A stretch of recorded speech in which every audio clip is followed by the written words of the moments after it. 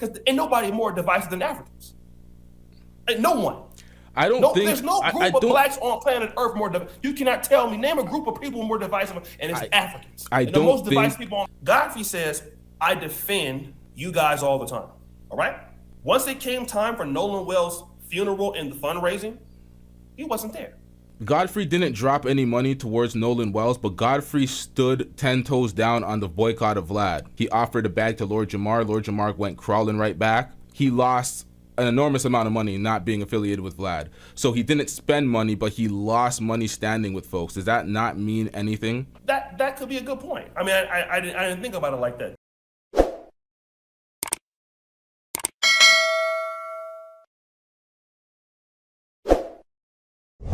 So It's like there is this divide now. It's like because of the movement, if you are born in America, you're first generation, but your parents are from Ghana, or your parents are from Jamaica or something.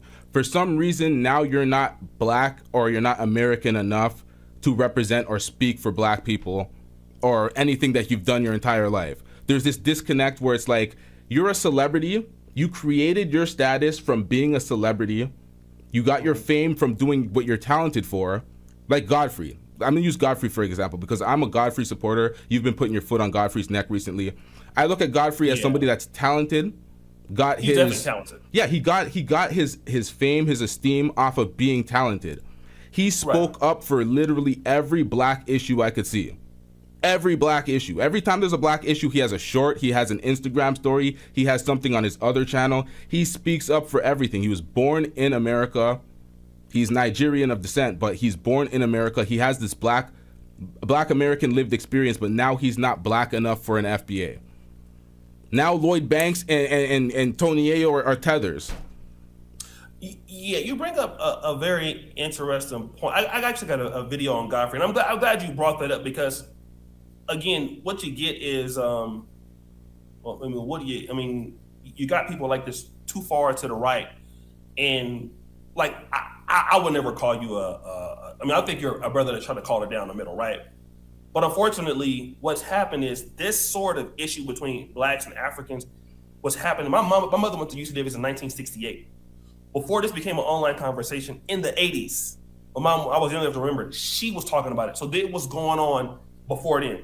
It's reached over to a head now, right? Yeah. But it's been brewing. It was brewing even with Africans with the Caribbeans in London.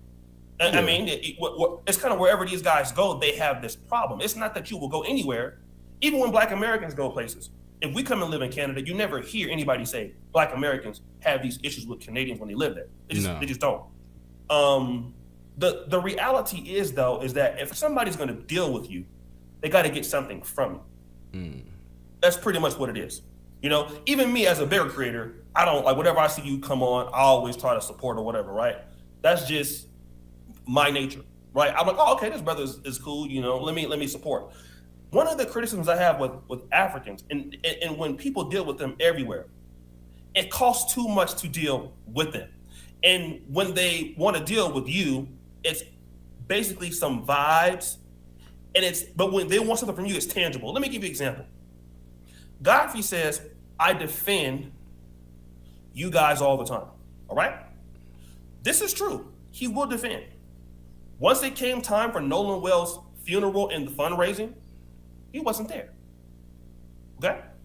Now, when Godfrey's comedy special came through, will.i.am, who was raised by African-American mother and a father he never knew, he grew up Black American, he gave $20,000. When Godfrey needs something, go look at that. You see all these names, Tariq, LaShante, all these Black Americans is given to you, right? Africans will not deal with Black Americans only on vibes. When you deal with Africans, you got to give them something. You can't deal with them for nothing. I think there. Let me finish this. Okay. Because I've been living here for like a long time, right? I'm gonna tell you because you're my brother, bro. Do you remember this nigga I had on my podcast? My name is Agaba. Remember that nigga? Yeah. On my King Ghana podcast. That nigga beat me for I don't know how much money. I swear to God, if he was here right now, he'd touch every wall in this motherfucking place. I'm talking about. He came to me. This is. I'm talking about like this is what people do. They align, they emphasize, then they recommend. And when they recommend, They align. Oh, okay. I'm from Cali too. Or I'm from Canada too. Empathize. Oh, I'm going through the same thing. Recommend. Their friend or you. They're all in their backdooring you. This is not all Africans, but most Africans, when dealing with black Americans, whether it's on the continent or in America, many black Americans will say there's a predatory relationship between us and them. And it's never the same value that we give. And because you're black Americans, you're supposed to look out for everybody else, just like South Africa is supposed to look out for all of its migrants. They're supposed to come in and get free health care and use up their resources. And a lot of black Americans feel like, well, we got to be this open group, and then being open while you contain your insular stuff away from us. That's how Pan-Africanism has to work with us. Now, the moment that the black Americans want to do the same thing that Jamaicans are doing with their own communities, the Haitians want to do with their own communities, now all of a sudden we're dividing. The reality is that Africans taught us how to be divisive. Because ain't nobody more divisive than Africans. What? Ain't no one. I don't think there's no group of blacks on planet Earth more divisive. You cannot tell me, name a group of people more divisive, and it's Africans. The most divisive people on the planet Earth. I don't think black Americans are divisive. I think the FBA movement online is divisive. That's what I think personally. I feel like these motherfuckers is trying to block anybody that is not of the FBA. They're like, oh, you're not FBA, like it's some sort of club or gang or something. I'm like, ain't that your lineage? They're always like hashtag FBA. I'm like, ain't that your lineage? I'm like, first of all, I don't like the name because I'm like, y'all are Americans. White people didn't adopt the name foundational white Americans. They claimed American. They took the title. So I'm like, putting yourself as an FBA is like, okay, you're slotting yourself as a second class citizen out the gates. You're saying delineate and say your lineage is from here is literally saying you are not African at all. Meaning that they never, the transatlantic slave trade never took your ass from Africa. You were here. When they came there, you were here. You were native. That's what some people are saying that, which I don't agree with. Even Tariq doesn't agree with that. But I do. That was already kind of going on. I'm Indian. That kind of. But when you use the word delineate and you're talking about lineage, it brings that. That's what it means. It means you're not from here. This is my lineage is from this soil. So I think the verbiage is a little off. Okay. So let me just say this. There is a growing number of people online that's kind of spitting their rhetoric, and that kind of started with that one guy. I forgot his name. He was out of Baltimore, Maryland. He was this dude that was kind of pushing the Indian stuff. We were Native Americans, all that other stuff. I believe that when I look around Africa, when I'm walking around every day, there's no doubt about it that we came from here. Yeah. No doubt about it. Yeah, it's just, even the girls, women even drag their feet the same. But the reality is that in order for somebody to deal with you, there has to be parity. That means whatever I bring to the relationship, you bring to the relationship. And I think that but that's like that's like a millionaire. That's like a millionaire trying to talk about, oh, we splitting rent, and you're talking to a minimum wage worker. It's like, oh, we need parity. Wait, I'm glad you said that. let me say that. So the thing is, like in the scriptures, Jesus talks about who gave the most out of these talents. Like a person has 100 talents, he gave 10, but the person had 1 talent and he gave it all. Who gave the most? So it's not about giving money. I have an employee that when he started working for us, he couldn't edit. He would just sweep the floor. Whatever he could do. Like, it'll make you cry, right? Whatever he could do, he would try. And I don't think that what people are looking for in Pan-Africanism is for you to give me, I have $1,000, you give me your last $10. But just the effort. If it's a cleanup, we can do something. But where's the effort, right? And I think that what's happened right now with so many of the African brothers that kind of have, even out of Black Americans, most Africans will help Black Americans before they help themselves. That's a fact. And I don't mean that's a whole other story, but anybody in the FBA in the community, like if you go to Nigerian, a Nigerian will help you before they help each other. Usually, that's the truth.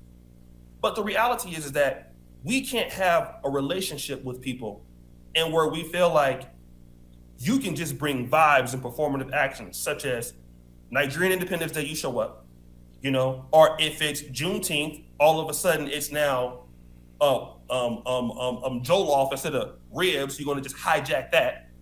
You know what I mean? And it's never really a full support of what we do. But Black Americans support African business all the time. But the city of Philadelphia. One thing. My bad for cutting you off. Yeah, sure. Yeah, no, go ahead. Godfrey didn't drop any money towards Nolan Wells, but Godfrey stood 10 toes down on the boycott of Vlad. folks were talking about Vlad is a culture vulture. He's disrespecting black folks. He made the comments about the minister. He didn't apologize until 5 years later. He offered a bag to Lord Jamar. Lord Jamar went crawling right back. Godfrey stood on business. He stood on code. He lost an enormous amount of money not being affiliated with Vlad. So he didn't spend money, but he lost money standing with folks. Does that not mean anything? Does that go for anything? Is that not putting something equitable up at that point? Because you're losing a lot of money for the community. Well, that could be a good point. I mean, I didn't think about it like that. That could be a stance. What I will say, though, is that when you got to deal with Godfrey, you got to deal with cash. That's for sure. Okay? And the one thing that the Africans do, and I will tell you why it happens. In Africa, it's not merit-based. So people get by through relationship building to get positions. You know what I mean? Canada is merit-based. UK is merit-based. Either you're good or you're not. YouTube is merit-based. You're good or you're not. You can't fake it, right? Yeah. In Africa, you get by, how are you? Are you okay, sir? You know, kind of, you know, being very performative. Black Americans are more direct. So now when a Black American encounters an African, well, that person is just performative in general. So they'll be like, I support you. I do this and that. And most Black people are like, yeah, brother, you Black just like us. But when you deal with them, when you really deal with African migrants, immigrants on the continent, that relationship is not really solid like that. But when Africans want to deal with Black Americans, you got to pay.